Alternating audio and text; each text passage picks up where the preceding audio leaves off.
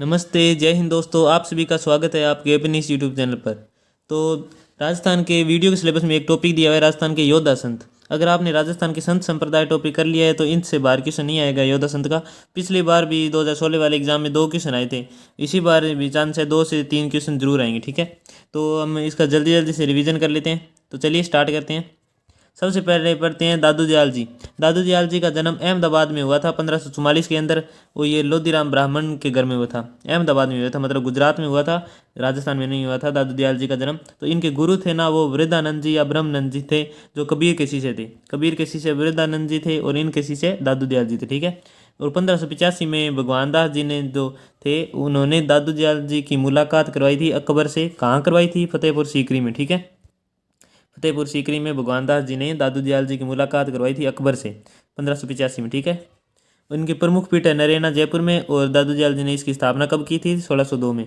और 1750 में ना जेतराम जी जो नरेना पीठ के महंत थे, इनके समय दादू दयाल जी अलग अलग शाखाओं में विभक्त हो गया।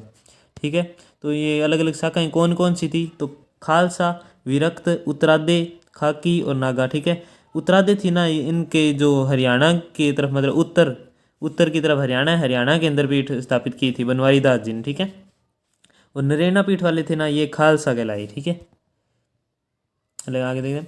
इनके जो शिष्य थे ना 152 शिष्य थे, और प्रमुख शिष्य थे ना एक सीधे 52, मतलब 152 कुल शिष्य थे, उनमें से प्रमुख थे एक सीधे 52, और उन्हें मतलब 52 स्तंभ कहा जाता है या थाम्बे।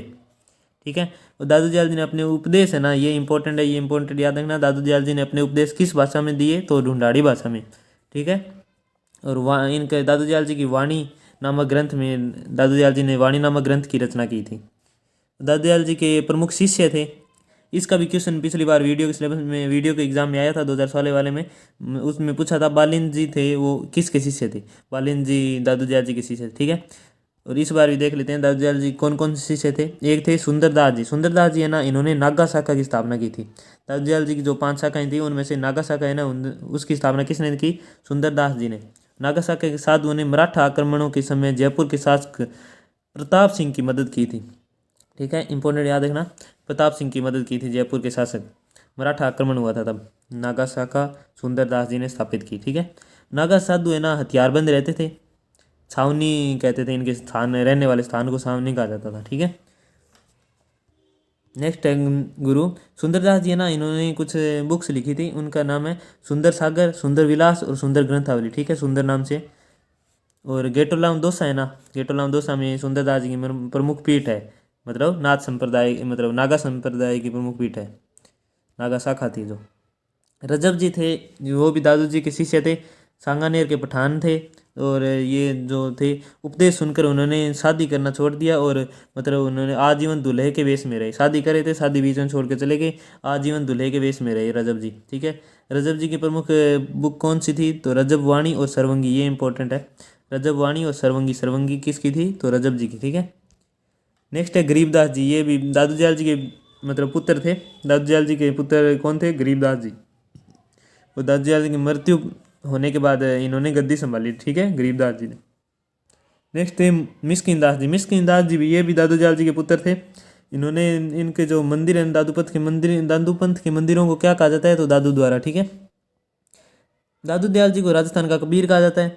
दादूपंथी कभी विवाह नहीं करते, मंदिरों में कोई मूर्ति नहीं होती इनके मंदिरों में, वाणी रखी जाती है। जो दादू दयाल जी के उपदेश थे ना, दादू दयाल जी ने वाणी की रचना की थी, वो रखी जाती है मंदिर में।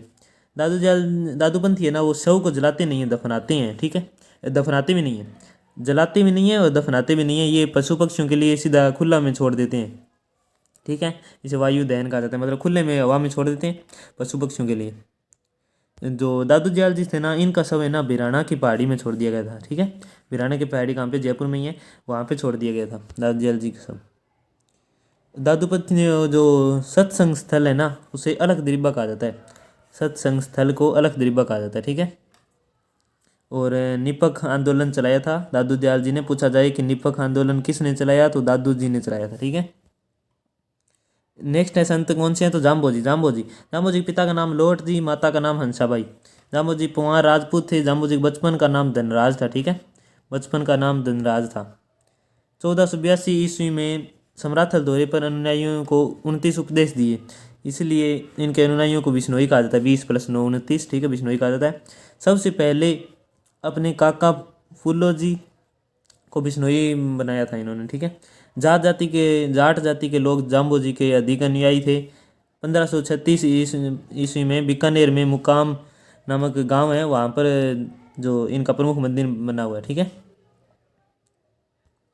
फाल्गुन और आश्विनी अमावस्या को इनका मेला भरता है। और जाम्बो जी की प्रमुख पुस्तकें कौन कौन सी थी? तो जम्ब संहिता, जम्ब सागर, जम्बवाणी, बिश्नोई धर्म प्रकाश और जम्ब सरिता, ठीक है। ये बुक्स हैं, इनकी बुक्स हैं। जाम्बो जी की प्रमुख शिक्षाएं कौन कौन सी थी? ये तो 29 उपदेश, जो 29 इनके उपदेश थे ना, वो भी 29 नियम थे, वो है। उनमें नीले वस्त्र धारण नहीं करना, वो कुछ थे, ठीक है। जाम्बो जी सिकंदर लोदी जो दिल्ली के सुल्तान थे उनके समय थे, ठीक है, समकालीन थे। गोवध को निषेध किया सिकंदर लोदी ने, किन के कहने पर? तो जाम्बो जी के कहने पर, ठीक है। एक बार बीकानेर के क्षेत्र में अकाल पड़ गया था, तब जाम्बो जी के कहने पर सिकंदर लोदी ने पशुओं के लिए चारा भेजा था। बिश्नोई संप्रदाय के जो लोग हैं ना, वो शव को जलाते नहीं है, दफनाते हैं, ठीक है। सिर सांठे रूख रही तो विशस्त ना जान, ये मतलब पर्यावरण प्रेमी थे जाम्बो जी। ये किससे संबंधित है ये लाइन? तो मतलब पर्यावरण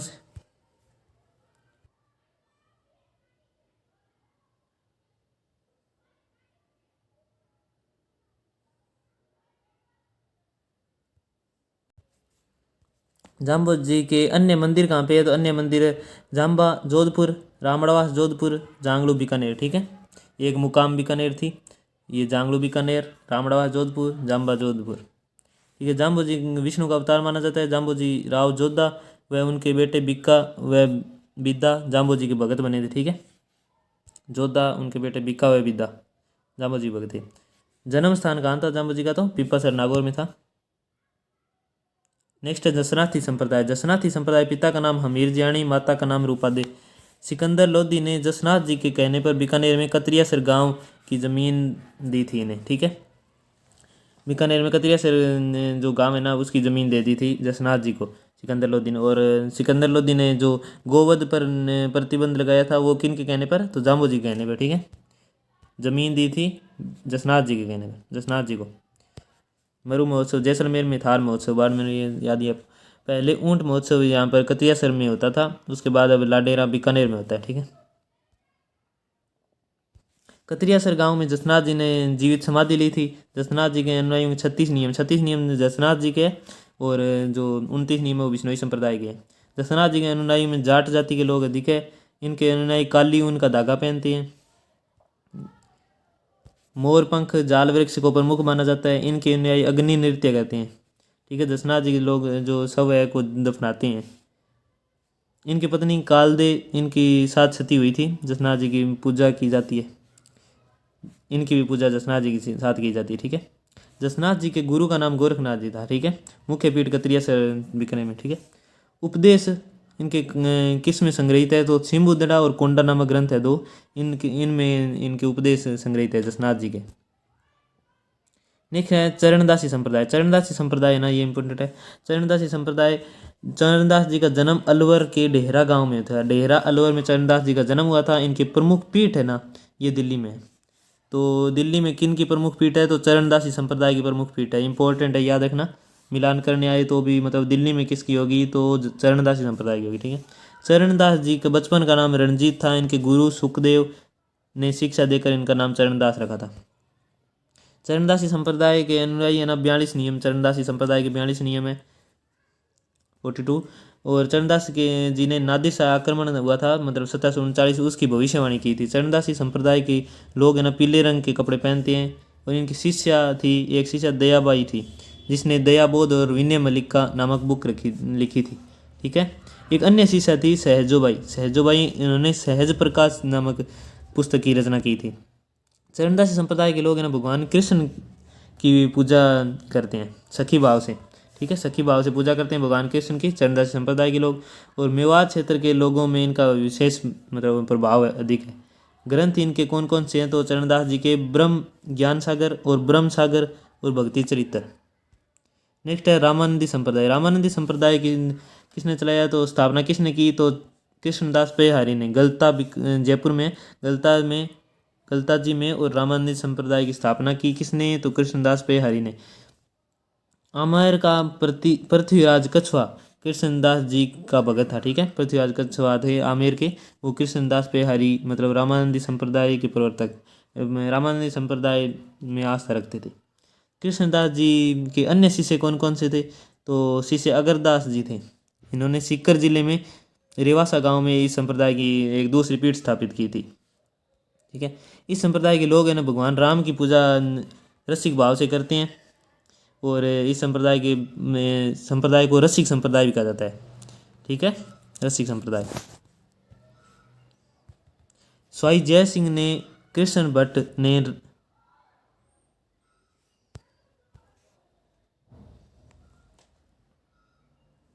स्वाई जय सिंह के समय कृष्ण भट्ट ने रामरासा नामक ग्रंथ लिखा था, जिसमें भगवान राम व सीता के प्रेम संबंधों का वर्णन किया गया। रामरासा कृष्ण भट्ट ने।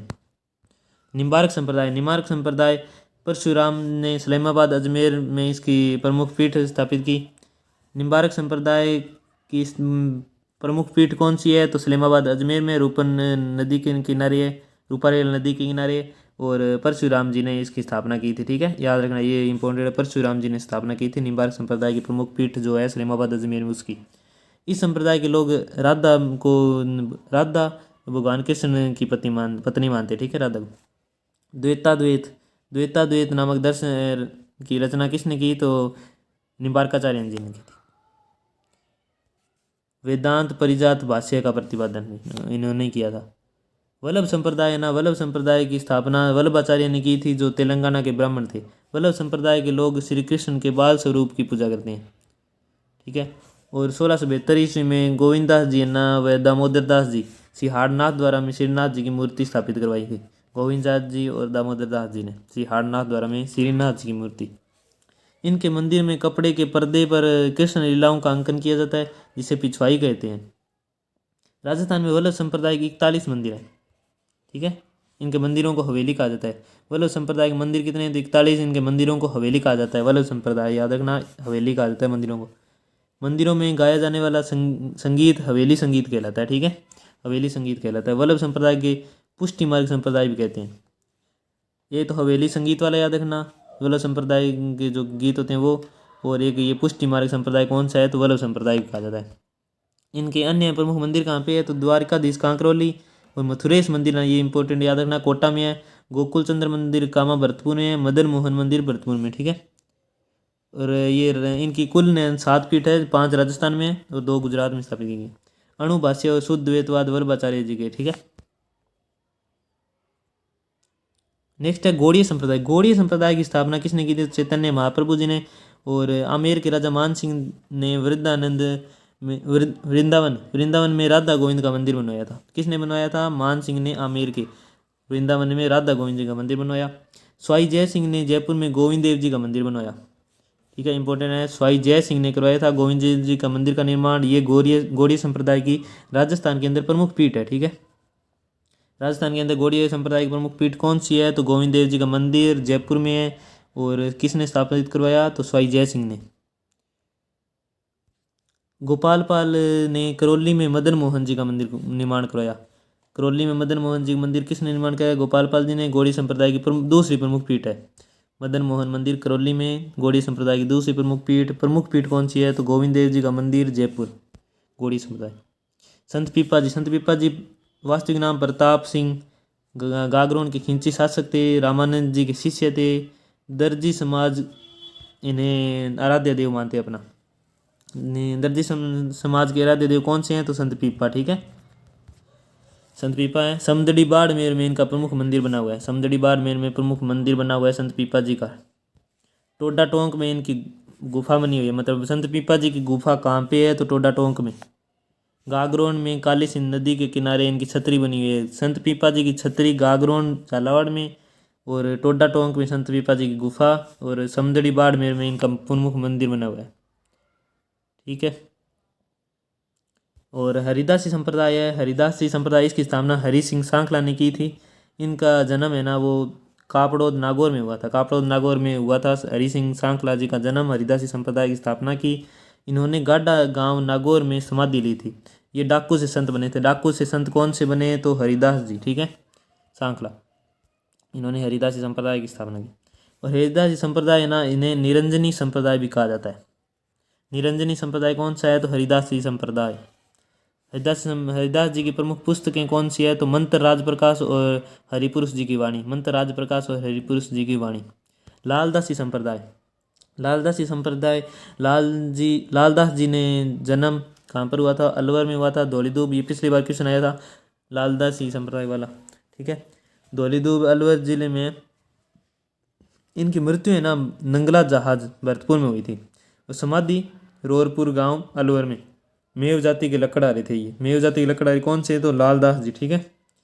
और प्रसिद्ध संत गदन चीस थे ना, ये इनके गुरु थे। लालदास जी के गुरु कौन से थे, तो गदन चीस दी।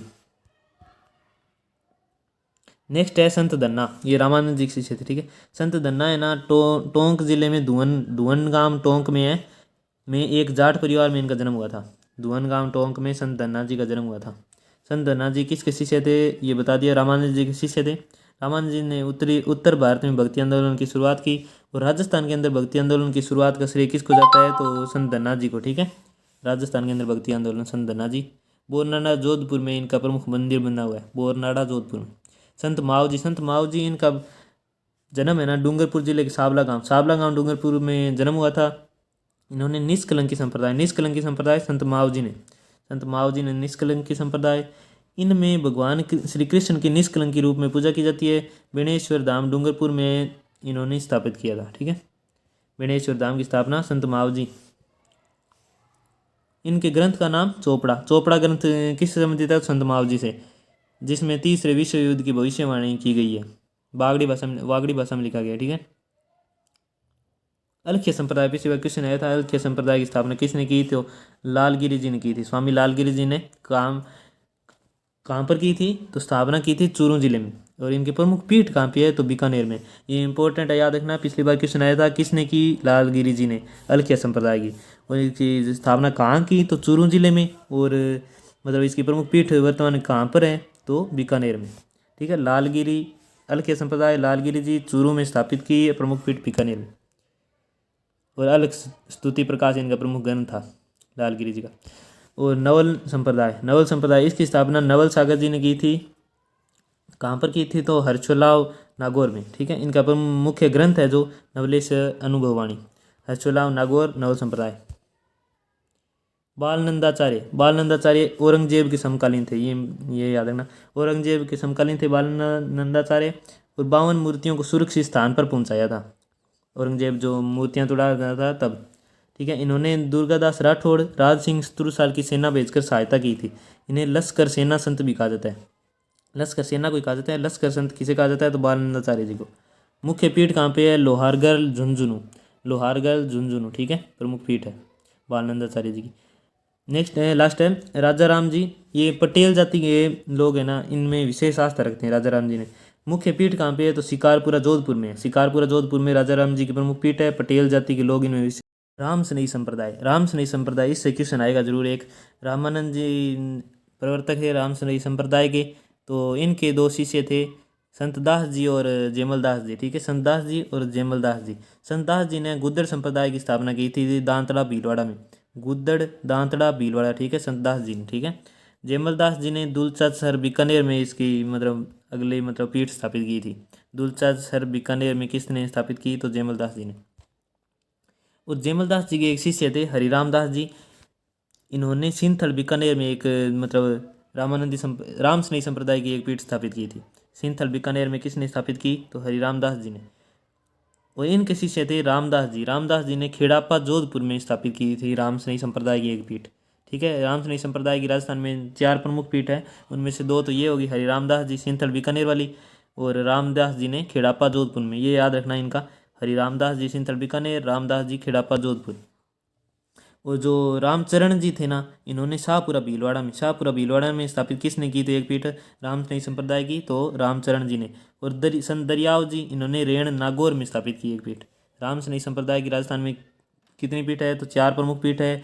रामचरण जी ने, दरियाव जी ने, हरिरामदास जी ने और रामदास जी ने। रामचरण जी ने शाहपुरा भीलवाड़ा में की, दरियाव जी ने रेण नागौर, दरियाव रेण नागौर, और हरिराम दास जी ने सिंथल बीकानेर में, और रामदास जी ने खेड़ापा जोधपुर में स्थापित की प्रमुख पीठ। ठीक है, तो राम सनी संप्रदाय की 4 पीठ है। शाहपुरा भीलवाड़ा में रामचरण जी ने, बचपन का नाम रामकिशन, जनवर टोंक के सोड़ा गांव में। ठीक है, और शाहपुरा के राजा रण सिंह ने इन्हें रहने के लिए शाहपुरा में एक छतरी बनवाई थी। ठीक है, राजा रण सिंह। रामचरण जी, ये इंपॉर्टेंट है। अणबेवाणी ग्रंथ किन का है, तो रामचरण जी के उपदेश है ना, ये अणबेवाणी ग्रंथ में संकलित है। ठीक है, और शाहपुरा में रामसनी संप्रदाय की प्रमुख पीठ है। मेन पीठ पूछा जाए तो शाहपुरा में। ठीक है, और शाहपुरा में होली के दिन दूसरे दिन फूल डोल का मेला भरता है। फूल डोल का मेला शाहपुरा भीलवाड़ा में। रेण नागौर में बताई दिया दरियाव जी ने स्थापित की। सिंथल बीकानेर में हरिराम दास जी ने, ग्रंथ का नाम इनका निशानी था। हरिराम दास जी ग्रंथ का नाम निशानी। इस ग्रंथ में योगी क्रियाओं का उल्लेख किया गया। खेड़ापा जोधपुर में स्थापित किसने की, तो रामदास जी ने स्थापित की। हरिराम दास जी सिंथल, जो सिंथल बीकानेर वाले थे, इनके शिष्य थे ये। जयमल दास जी को सिंथल व खेड़ापा शाखा का आदि आचार्य कहा जाता है। आपको बताया था जयमल दास जी के नीचे आप वो हरिराम दास जी आए थे, उसके बाद रामदास जी आए थे। रामदास जी ने खेड़ापा जोधपुर में स्थापित की। जयमल दास जी थे, उन्होंने बीकानेर में स्थापित की, और हरिराम दास जी थे, ये सिंथल बीकानेर में स्थापित की पीठ। हरिराम जयमल दास जी को आदि आचार्य कहा जाता है, सिंथल बीकानेर और खेड़ापा जोधपुर की दोनों शाखाओं का। संत दास जी गुर्जर संप्रदाय चलाया था। गुर्जर संप्रदाय की प्रमुख पीठ दांतरा भीलवाड़ा में। राम सनी संप्रदाय के लोग निर्गुण राम की पूजा करते हैं। यहाँ राम से तात्पर्य दशरथ राम से नहीं है, निर्गुण राम है। ठीक है, राम सनी संप्रदाय मंदिरों को राम द्वारा कहा जाता है। राम सनी संप्रदाय के मंदिरों को क्या कहा जाता है, तो राम द्वारा। दादू के मंदिरों को दादू द्वारा। राम सनी संप्रदाय के लोग है ना गुलाबी रंग की चादर पहनते हैं। नेक्स्ट है संत मीरा। संत मीरा है ना जन्म कहाँ हुआ, तो एसआई पेपर में क्वेश्चन आया था। जन्म कहाँ हुआ, तो कुड़की गांव पाली में। ठीक है, कुड़की गांव पाली में संत मीरा का जन्म हुआ था। पिता का नाम रतन सिंह, दादा का नाम दूधा। जोधपुर के सबसे छोटा बेटा था ये। जोधपुर मतलब राव जोधा का, राव जोधा के सबसे छोटे पुत्र थे राव दूधा। इनके दादा थे संत मीरा जी के। मीरा की शादी है ना मेवाड़ के राणा सांगा के पुत्र भोजराज से हुई थी। अपने पति की मृत्यु के बाद मीरा मेवाड़ से वापस मेड़ता आ गई थी। फिर वहाँ वृंदावन चली गई। वहाँ से वृंदावन में द्वारिका मंदिर में चली गई। वृंदावन में जो द्वारका में भगवान कृष्ण जी का मंदिर है, वहाँ चली गई। ऐसा कहा जाता है कि मीरा द्वारका के रणछोड़ मंदिर में मूर्ति में विलीन हो गई थी। ठीक है, कौन से मंदिर में हुई थी, तो रणछोड़ मंदिर द्वारका वाला है जो, उसके अंदर। मीरा सगुण कृष्ण की पूजा करती थी पति के रूप में। और मीरा के शिक्षक जो थे मतलब गुरु गजाधर जी थे। गजाधर शिक्षक। गुरु पूछा जाए तो मतलब रैदास जी थे। संत मतलब रामानंद जी के शिष्य थे रैदास जी, और रैदास जी गुरु थे मीरा के। और शिक्षक पूछा जाए तो गजोधर जी थे। गजाधर जी शिक्षक थे मीरा के, गुरु थे रैदास जी। ठीक है, रैदास जी की छतरी पूछा जाए तो चित्तौड़ में है। रैदास जी के उपदेश रैदास की पर्ची नामक ग्रंथ में संकलित है। मीरा की पुस्तकें पूछी जाए तो गीत गोविंद, रुक्मणी मंगल। गीत गोविंद एक अन्य है, वो जो पढ़ते हैं वो जयदेव की होती है, जयदेव की गीत गोविंद। ठीक है, ये मीरा ने भी गीत गोविंद लिखी थी। रक्तमणि मंगल और सत्यभामा रूसनो, सत्यभामा रूसनो। ठीक है, रत्ना खाती के सहयोग से नरसिंह जीरो मायरो नामक पुस्तक लिखी। नरसिंह जीरो मायरो नामक पुस्तक रत्ना खाती और संत मीरा का भी सहयोग रहा था। महात्मा गांधी मीरा को अन्याय के विरुद्ध संघर्ष करने वाली सत्याग्रही महिला के रूप में देखते हैं। मीरा को राजस्थान की राधा कहा जाता है। मीरा के पद है ना हरजस कहलाते हैं। इंपॉर्टेंट है, मीरा के पद क्या कहलाते हैं, हरजस। भगत कवि दुर्लभ, भगत कवि दुर्लभ है ना प्रभाव क्षेत्र वागड़ वाला रहा था दक्षिण में। और भगत कवि दुर्लभ को वागड़ का नरसिंह कहा जाता है। वागड़ का नरसिंह कौन था, तो भगत कवि दुर्लभ, डूंगरपुर बांसवाड़ा के जो प्रभाव क्षेत्र था इनका। नरहर पीर है ना सलीम चिश्ती, शेख सलीम चिश्ती था, और जिनके आशीर्वाद से जहांगीर पैदा हुआ था, नरहर पीर के शिष्य थे। शेख सलीम चिश्ती है ना नरहर पीर के शिष्य थे। कृष्ण जन्माष्टमी के दिन इनका उर्स बरता है। सांप्रदायिक सौहार्द के लिए देवता माने जाते हैं इनको। और इनको पागलों का इलाज किया जाता है यहाँ पर। नरहर पीर का जो उर्स बरता है ना, वहाँ पर पागलों का इलाज किया जाता है। और वागड़ के धनी कहा जाता है इन्हें, वागड़ के धनी, वागड़ के धनी। ठीक है, ये तो आपको पता है। वागड़ है जो डूंगरपुर बांसवाड़ा, और बागड़ है जो शेखावटी क्षेत्र, इन्हें बागड़ का धनी कहा जाता है। गौरी बाई है जो वागड़ की मीरा है, ठीक है, वागड़ की मीरा गौरी बाई। ये हो गए हमारे संत संप्रदाय। तो वीडियो देखने के लिए आपको बहुत बहुत धन्यवाद दोस्तों। वीडियो अच्छा लगे तो लाइक ज़रूर कीजिएगा। धन्यवाद।